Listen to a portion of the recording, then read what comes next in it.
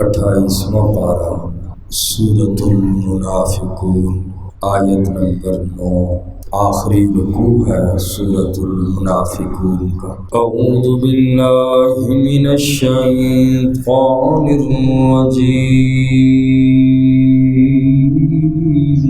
بسم اللہ الرحمن الرحیم، یا ایھا الذین آمنوا، اے ایمان والو، لا تلہکم، نہ غافل کریں تمہیں، اموالکم، تمہارے اموال، ولا اولادکم، اور نہ ہی تمہاری اولادیں، عن ذکر اللہ کی یاد سے، ومن یفعل، اور جو شخص کرے گا، ذالک، یہ کام، فاولئک، پس وہی لوگ ہیں، ہم الخاسرون،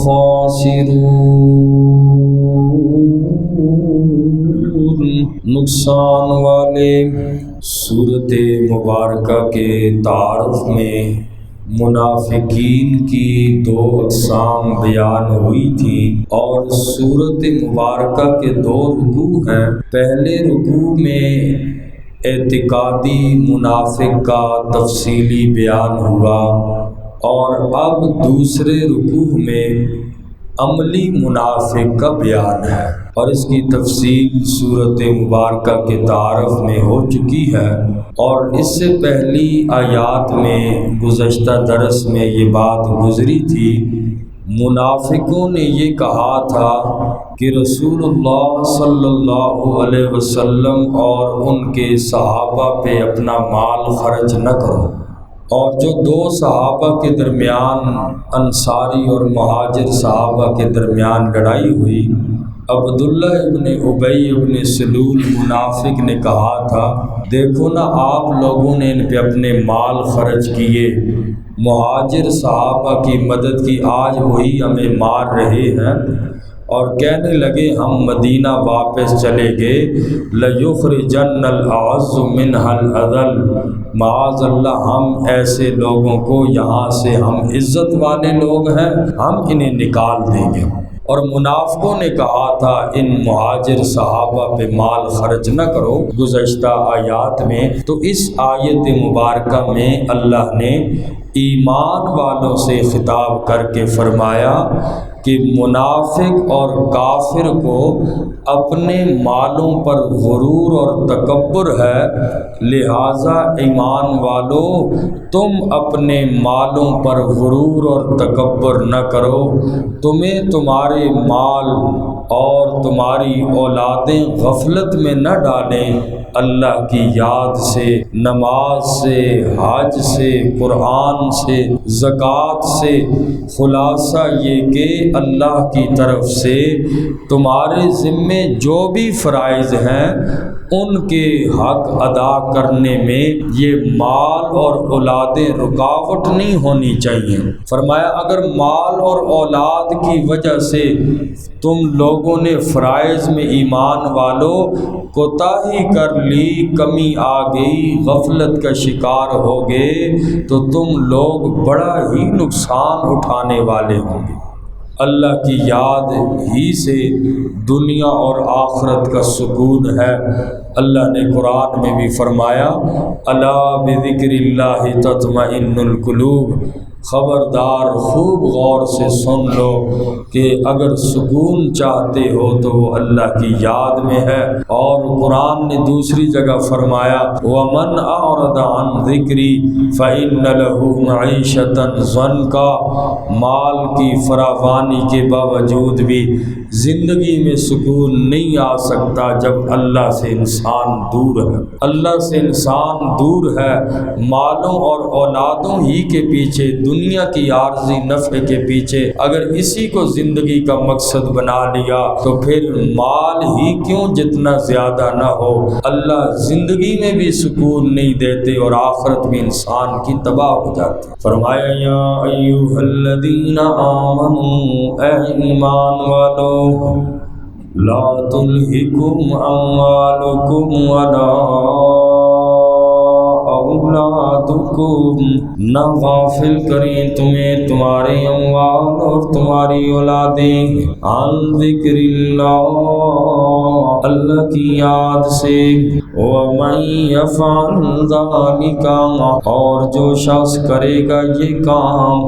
اپنے مال اور اولاد میں لگ گیا، اللہ کی یاد کو چھوڑ دیا، فَأُولَٰئِكَ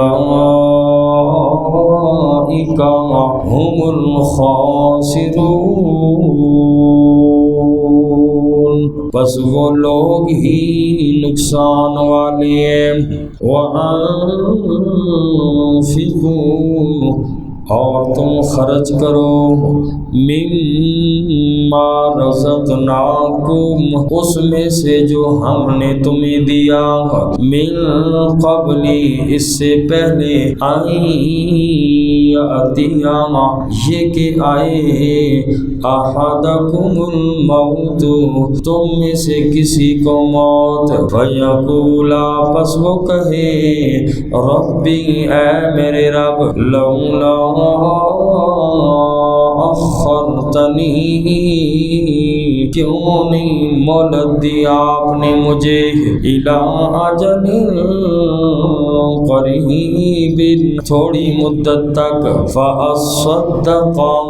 پس میں خیرات کرتا، صدقہ کرتا، واکن من الصالحین،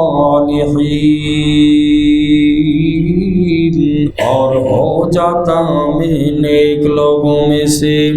حدیث پاک میں نبی پاک صلی اللہ علیہ وسلم نے فرمایا، ان لکل امت فتنہ وفتنۃ امتی المال، او کما قال علیہ السلام، آقا علیہ السلام نے فرمایا کہ ہر امت کا کوئی نہ کوئی فتنہ ہوتا ہے، اور میری امت کا جو فتنہ ہے وہ مال ہے۔ میری امت کی جس چیز سے آزمائش ہوگی وہ مال ہے۔ اکثر کا یہ حال ہے کہ مال و دولت کی طلب میں انسان شریعت کی حدود کا کوئی لحاظ نہیں رکھتا، نہ حلال کی تمیز ہے نہ حرام کی تمیز ہے، بس پیسہ آنا چاہیے۔ اور ایمان والوں کو اللہ نے حکم دیا، وَأَنفِقُوا مِمَّا رَزَقْنَاكُمْ، اے ایمان والو، تم اپنے مال میں سے خرچ کیا کرو، زکوٰۃ ادا کرو، صدقات کرو، عشر، فطرانہ، نفلی صدقات وغیرہ۔ اور فرمایا من قبل ان یأتی احدکم الموت، موت کے آنے سے پہلے پہلے مالوں پر سانپ بن کر نہ بیٹھو، اور یہ قیامت کی نشانی ہے۔ اللہ کے نبی صلی اللہ علیہ وسلم نے فرمایا کہ قیامت بالکل قریب ہوگی جب دیکھ لینا کہ تمہارے امیر لوگ بخیل ہو جائیں گے، امیر لوگ بخیل ہو جائیں گے، مالوں کی زکوٰۃ نہیں نکالیں گے۔ اور اگر یہ زکوٰۃ نکالنا مسلمان شروع ہو جائے تو مسلمانوں میں غربت نہ رہے، غربت ختم ہو جائے، لیکن فرمایا کہ امیر لوگ بخیل ہو جائیں گے، مال کا حق ادا نہیں کریں گے۔ تو اس آیت مبارکہ میں یہی فرمایا، اپنے مالوں کو خرچ کرنے کی ترغیب دی، موت کے آنے سے پہلے پہلے اپنے مالوں میں صدقے خیرات جو بھی ہے وہ کر لو، اور پھر اس وقت کہے گا، قیامت کے دن انسان کہے گا، موت کے بعد کہے گا، اللہ مجھے تھوڑی سی مہلت دے دے، تھوڑی سی مہلت دے دے، اللہ میں اپنا مال خرچ کر دوں، فاصدق، اللہ میں خیرات کروں۔ آنکھ بند ہونے کے بعد تو کہے گا، اللہ لولا اخرتنی الی اجل قریب فاصدق، اللہ میں صدقہ کر لیتا، میں مال خرچ کر لیتا، میں تو جمع ہی کرتا رہا، میں بخیل ہی بنا رہا۔ قرآن کریم میں بخیل کے لیے سورہ ہمزہ کے اندر اللہ نے فرمایا وَيْلٌ لِكُلِّ هُمَزَةٍ لُمَزَةٍ الَّذِي جَمَعَ مَالًا وَعَدَّدَهُ يَحْسَبُ أَنَّ مَالَهُ أَخْلَدَهُ، وہ انسان کے جو اپنا مال گن گن کے رکھتا ہے، صدقہ خیرات زکوٰۃ نہیں نکالتا اور یہ سمجھتا ہے کہ یہ مال اس کے پاس ہمیشہ رہے گا، اللہ نے اس کی سزا، پہلی سزا تو یہ کہ ذکر فرمائی ویل، ہلاکت ہے اس انسان کے لیے۔ پھر فرمایا کلا لینبذن فی الحطمہ، اس بندے کو حطمہ کے اندر ڈالا جائے گا۔ پھر اللہ نے فرمایا وما ادراک ما الحطمہ، تمہیں کیا خبر کہ حطمہ کیا ہے؟ پھر اللہ نے خود فرمایا نار اللہ الموقدہ، اللہ کی بھڑکائی ہوئی آگ ہے ان تین لوگوں کے لیے، ویل لکل ہمزہ، ہمزہ اور لمزہ کے لیے، غیبت کرنے والے کے لیے، تانا دینے والے کے لیے، تیسرا بخیل انسان کے لیے ویل جہنم کی گھاٹی ہے، اور وما ادراک ما الحطمہ نار اللہ الموقدہ، اللہ کی بھڑکائی ہوئی آگ ہے اس انسان کے لیے۔ تو بہرحال پھر انسان کہے گا کہ یا اللہ تو نے تھوڑی سی مجھے مہلت کیوں نہ دی؟ اللہ مہلت دے دیتا تو مزید تھوڑی سی زندگی اور ہوتی، شاید میں صدقہ کر لیتا، فاصدق، میں صدقہ خیرات کر لیتا، زکوٰۃ دے دیتا، واکن من الصالحین، اے اللہ میں نیک لوگوں میں سے ہو جاتا۔ مگر اس وقت کہاں مہلت ملے گی؟ آخرت میں انسان جتنا بھی کہے کہاں مہلت ملنی ہے انسان کو۔ اللہ نے آخرت کا وہ منظر قرآن میں بیان کر دیا، سمجھ لے انسان، لیکن کون سمجھے؟ یہ نصیحت ہے قرآن، کس سے کہانیاں نہیں ہیں کہ وہ آخرت کی چیزیں بیان کر دی پہلے لوگوں کے لیے نہیں، قیامت تک آنے والے کے لیے۔ میں بھی سوچوں، آپ بھی سوچیں، کہیں ایسا تو نہیں ہوگا کل ہمیں بھی مہلت مانگنی پڑے۔ آج دنیا میں جس کو اللہ نے دیا ہے فاصدق،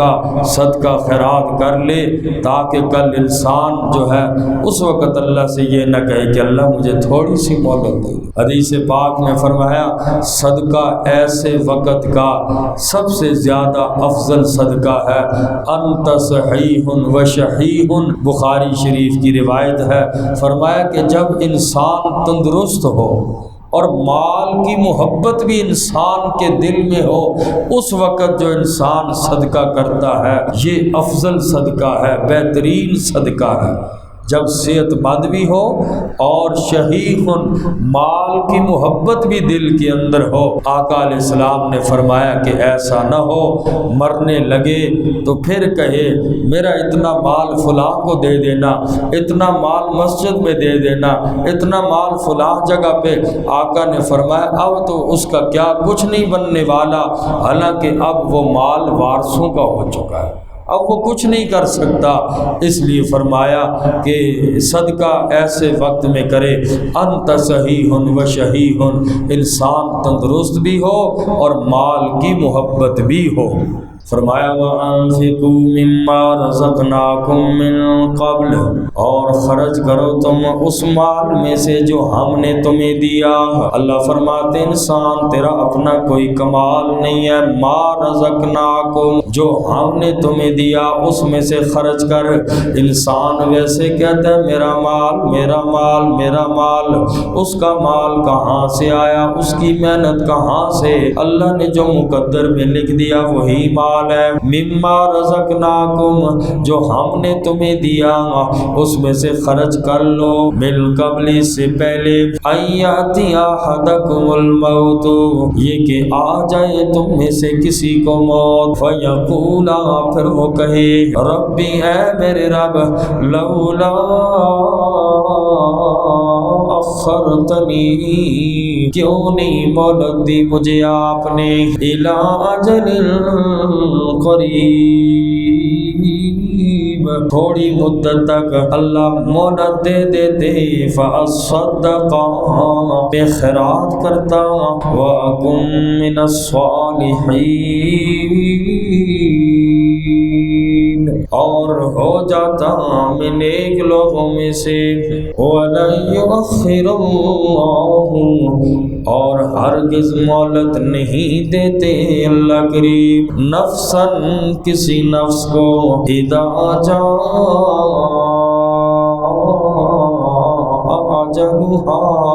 جب آ جاتا ہے اس کی موت کا وقت آ گیا پھر بندہ تو بڑے ہاتھ پاؤں مارتا ہے اب اللہ نے فرمایا کوئی مہلت نہیں ہے موت کا جو وقت آ گیا اب بندہ کوئی عمل نہیں کر سکتا وہ بندہ اگر اس نزع کی حالت میں توبہ بھی کرے اب اس بندے کی توبہ بھی قبول نہیں ہے اس لیے اس وقت سے پہلے جو کچھ کرنا ہے آج کر لو واللہ اور اللہ تعالی خبیر باخبر ہے بما تعملون ان کاموں سے جو تم کرتے ہو اللہ تعالی ہم سب کو عمل کی توفیق